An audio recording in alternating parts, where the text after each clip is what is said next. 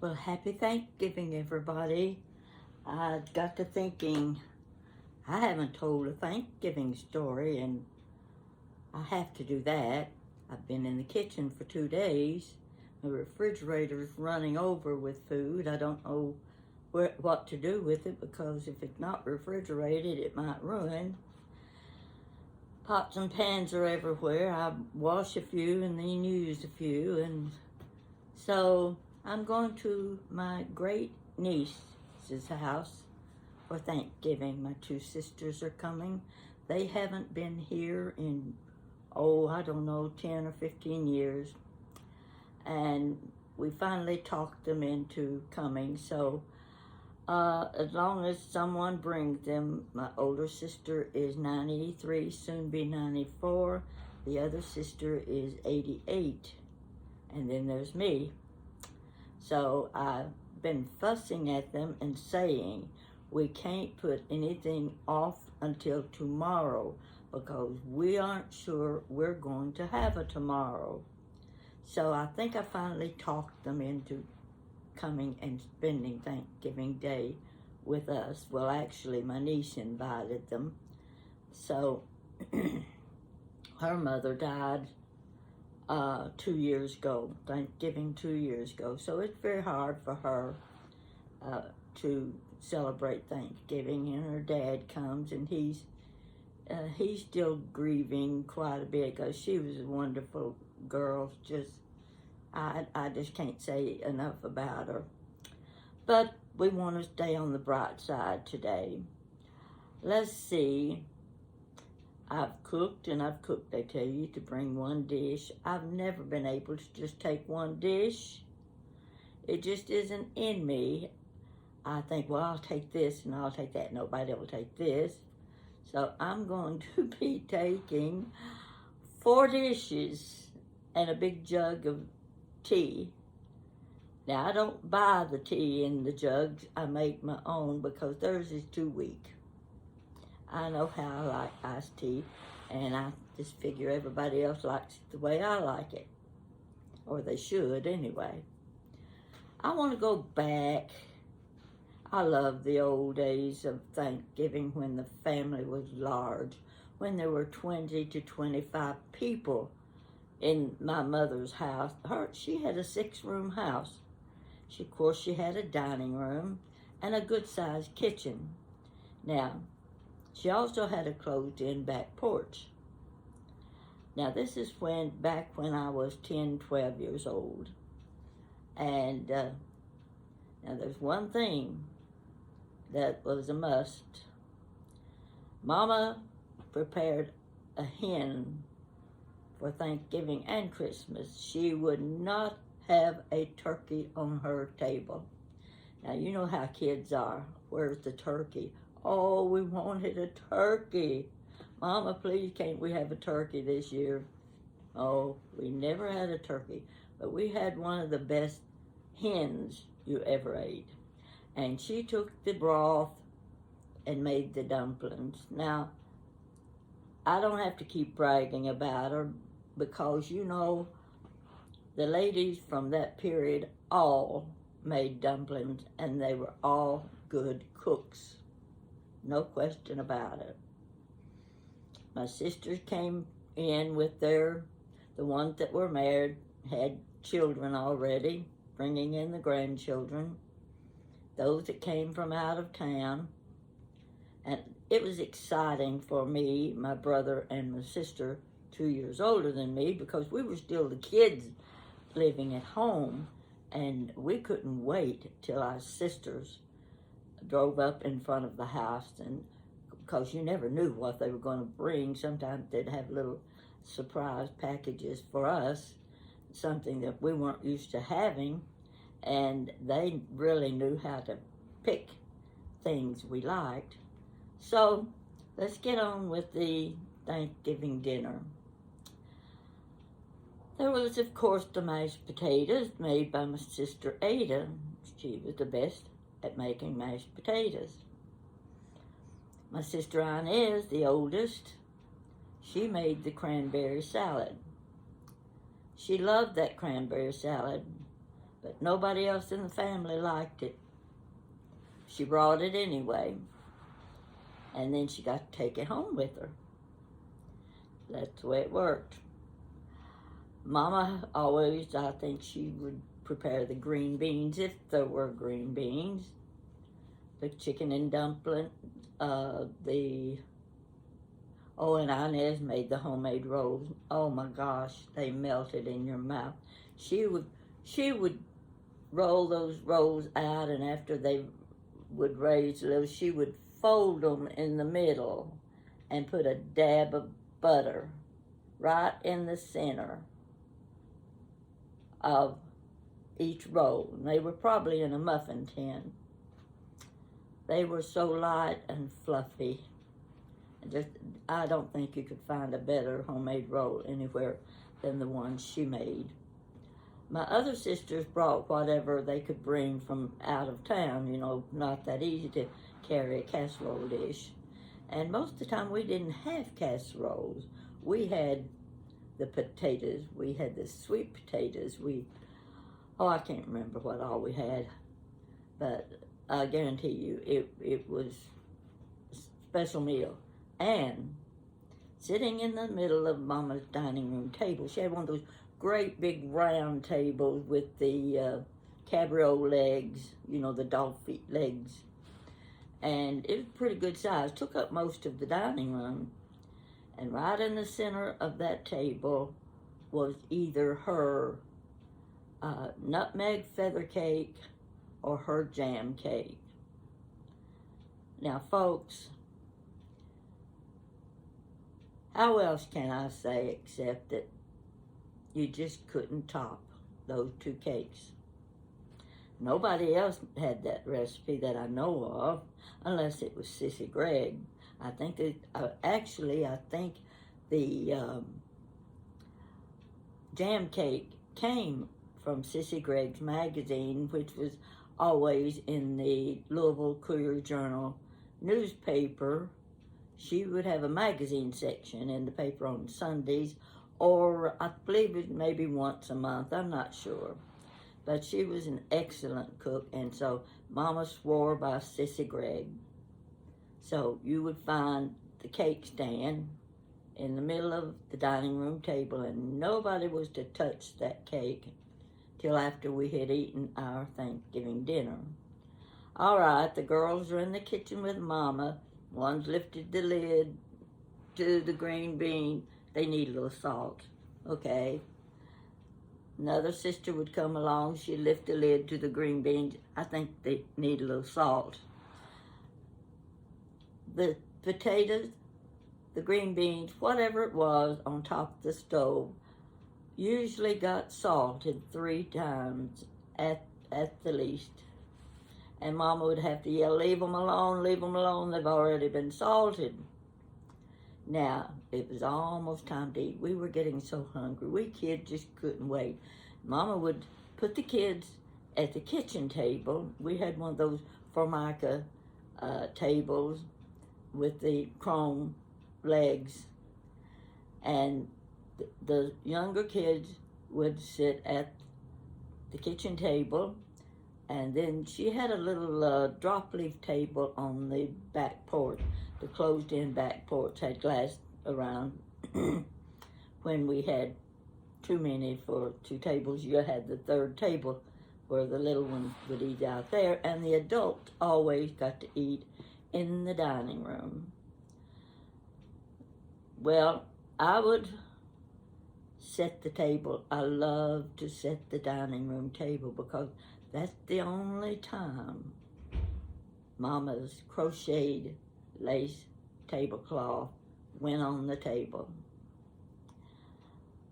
She had one of those long buffets with mirrors above, and it had the cabriole legs as well, matched the dining room table.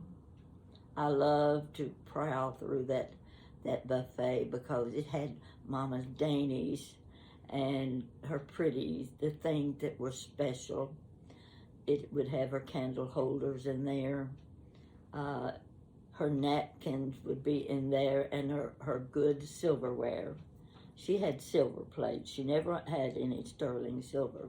But she also had Homer Laughlin's, I forget the pattern. It's roses, little pink roses. No, yeah, something like that. I can't remember exactly what the pattern was without looking. And so those were the dishes, and I got to place them around the table, put the napkins on. I was just like an adult, and Mama gave me a free hand to let me set the table the way I wanted to, and I just thought that was wonderful to get to set a beautiful dining room table. Then she would call me to the kitchen. Pat, I want you to take this platter. Now, this platter was big. I want you to take this platter of food to the neighbor. I won't give a name. I had to go down the back steps, across the yard, down the path through a field, and in the next block was where the family lived. It was the grandmother, her son, and her granddaughter lived there. Mama knew they would not be having Thanksgiving. They never had company. They were loners. They were very private people. But at one time, the lady had owned a little neighborhood grocery store. And this was during the Depression years. And, of course, Daddy was just desperate for any kind of job he could get. And back then, there were like 8 kids sitting at the dining room table or at the kitchen table, and they might get a third of a glass of milk with their meal. And Daddy would stop at the little grocery store, and the lady would take care of his grocery list. And when he got home, Mama would empty the big brown grocery sack, and she would notice there was an extra quart of milk. And she knew the lady had put that in extra without charging Daddy, and that was for us kids. So they never forgot that. Daddy did a little odd job for this lady just for extra money. Now, I hated having to go be the one that took the platter of food to this family. They were strange in a way. In fact, we kids in the neighborhood called the lady the wicked old witch of the neighborhood because she was very picky. She didn't like kids running across her yard for shortcuts. And, well, she was just persnickety, and she was just a very private person, but we were afraid of her, actually afraid of her. And she never let her granddaughter outside where she could enjoy the fresh air and watching. She would look out the window and watch the kids play in the street. You know how they play games in the street back then because you didn't have much traffic.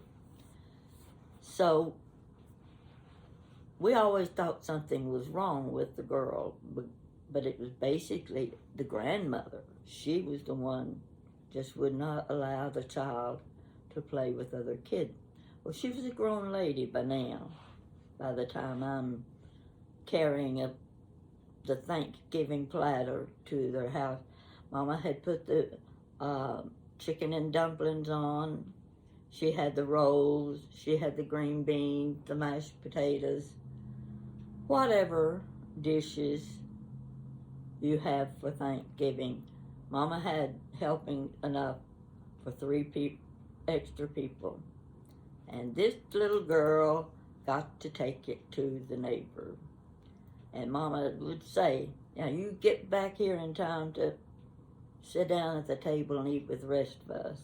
Well, Mama didn't have to worry about that because I couldn't wait to get back because I didn't want to go in the first place. So there I headed down the back step carrying that big platter, and I was being so careful following the path through the field, and finally got to their house. And I had to climb about 10 or 12 steps. It wasn't easy carrying that big platter. It was heavy, and I was a little girl. And climbing those steps without spilling anything wasn't going to be easy. And I got to the front door. She had a screen door, and this was one of those houses that it had brick siding. If you can remember when houses they weren't brick, but they looked like brick, and it was brick siding. That's what was on the house. And she kept her window shade down to about 6 inches from the windowsill. And when we would walk up the road past her house, we would hurry because we felt like she was at the window watching us to see what we were doing. This is just kid thinking. This is the way it was in those days. You had to have that one person in the neighborhood that the kids feared, and she was the lady that they feared, and I feared her too. So I got to the screen door. I couldn't knock, so I took my foot and I slammed my foot against the bottom of the screen door, and the door opened, and I was a little bit nervous. And it was the grandma. And I said, Mama thought you might like to have this for Thanksgiving dinner. And she said, come on in the house. Well, I really didn't want to go in the house. I was scared. I believed the stories that were told about what went on in that house. And I think every neighborhood back in those days had a person in the neighborhood that was the talk of the town. So I followed her through, and the house was dark, musty, the old mohair sofa, the draperies were dark, pulled, and I could look over at the window and see the window shade pulled down almost to the windowsill, no lights on. Oh, just so dreary that it was like watching a movie, a ghost tale or something. And there her son sat. He never said a word, just sat there and kind of glanced at me once in a while. And her granddaughter, she never said a word. She stayed over in a corner. This was the makings for a good movie, let me tell you. I followed the lady into her kitchen. Her kitchen was an old kitchen with the big cook stove, big black cook stove with a coal bucket sitting down beside the stove. In the middle of the linoleum floor, and the linoleum was so worn you could hardly tell what the pattern was. An old sink over in a corner. And it was a little work table right in the middle of the floor. That's where she set the big platter. And she thanked me, and I turned and headed back through the house. I was really anxious to get out of there. And I went out the front door. I ran down those steps and ran every step of the way home. And when I got there, everybody was getting ready to sit down at the dining room table. Thanksgiving dinner was on the table, but there was no turkey. But you never ate a better meal than you did at my mother's house. And I know it was the same way at every grandmother's house. You couldn't find a better meal. So we look forward to this every year, year after year after year.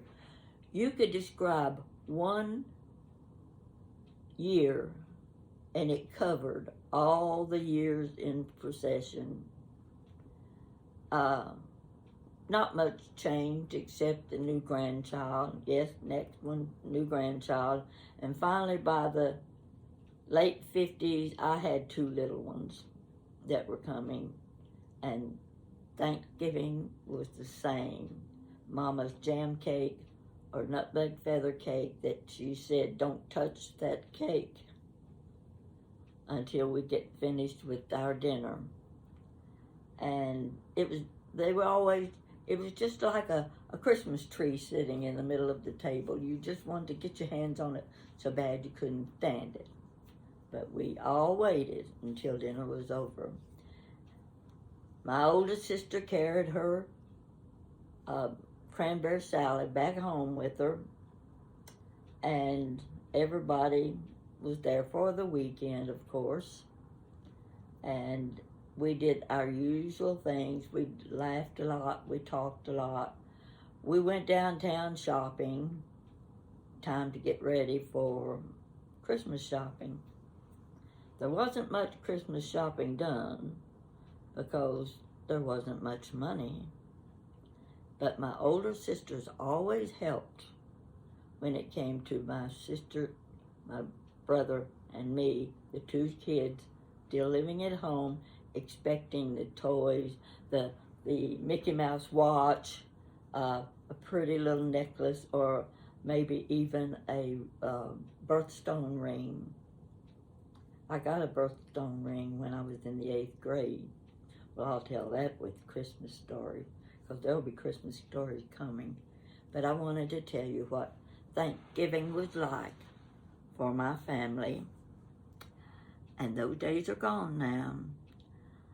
The young people don't seem to want or need that family companionship today. But those days are the ones we talk about now. They're the ones that brought happiness to us. The memories are so simple. The kids, while they waited for us to prepare, I say us, I was one of the kids, while my sisters and my mother prepared the dinner, we were out running around the neighborhood. We were down in the branch watching the crawdads and the salamanders, and I wouldn't touch any of them, but I'd sit and watch them swimming around the big rock in the creek. And we'd just go from house to house. It was just like an open neighborhood. You played in anybody's yard you wanted to play in, because there was always a kid that lived there and come out and play with you. So those are the things I remember. I remember watching my mother standing at the kitchen stove stirring her dumplings one time. Great big pot. It took a big pot because there were about 20, 25 of us there by the time we all got together. But the one thing my mother never forgot was the family down on the corner, lived in the brick siding house. The grandma that we called the wicked old witch of the neighborhood, her son and her granddaughter. Mama sent them their dinner, Thanksgiving and Christmas, every year that I can remember. Now, I hope that you are with the family you want to be with. I know what it's like to be alone on a holiday. I have spent quite a few holidays alone. That's another story. And I don't wish it on anybody. The loneliness is there even if you try to fight it. But make the best of it. And if you know someone who is alone, give them a call. Tell them to come over. I have a little neighbor down the hall. She's the tiniest thing you ever saw. And she's always knocking on my door, handing me something, extra bananas. Do you need any apples? And so I share whatever. I said, listen, when I buy cauliflower, you're going to get half of it. because half is all I'm going to use. Anything that I buy like that won't keep, I'm going to bring you half of it. So don't worry about paying me back. So that's what we do. She is going to be leaving to go to Michigan for Thanksgiving, but her Thanksgiving won't begin until Friday. So she's going to be here tomorrow, Thanksgiving Day, alone. I've been in the kitchen. I made the dressing that I didn't give you the recipe for. And when I tested it, it tasted pretty good. I'm hoping it will be good tomorrow. So I always make extra, those little aluminum pans that have lid to them. I always make extra pans of dressing, sweet potato souffle, corn pudding, anything that has to be baked. I make extras to take to the dinner for those who are going to travel and want to take something home for leftovers. So I decided I would fix a little dish of dressing today, and I would give it to my lady friend because she's going to be alone tomorrow. And when I do my corn pudding and my sweet potato souffle, I'll do an extra little dish of those too. I don't even have to bake them. I just give them to her and tell her to stick them in the oven. And she can have that for her Thanksgiving tomorrow before she leaves for her trip to Michigan on Friday. So that's just a simple little thing that I feel that I should do. If you're traveling, going to be on the highway, you know the chances you take, you know the dangers that are involved these days. Be careful. Enjoy your Thanksgiving and take advantage of your family. Start asking them questions. Yes, ask questions. Learn about your family history while you're with your family. And I know all of you are going to have a great Thanksgiving Day. I know I'm going to, because I'm going to be with, there's going to be about 12 or 14 of us. But the one thing that bothers me is my granddaughter was going to be there, and she came down with COVID. She's going to be in Louisville by herself. Nobody will be able to come to visit her.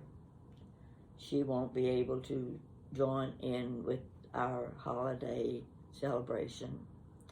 So I'm hoping maybe we can FaceTime with her on our iPhones, and she can see who is there and at least get to talk to different ones. It's not going to be easy for her, and it won't be easy for us either because we are going to miss her.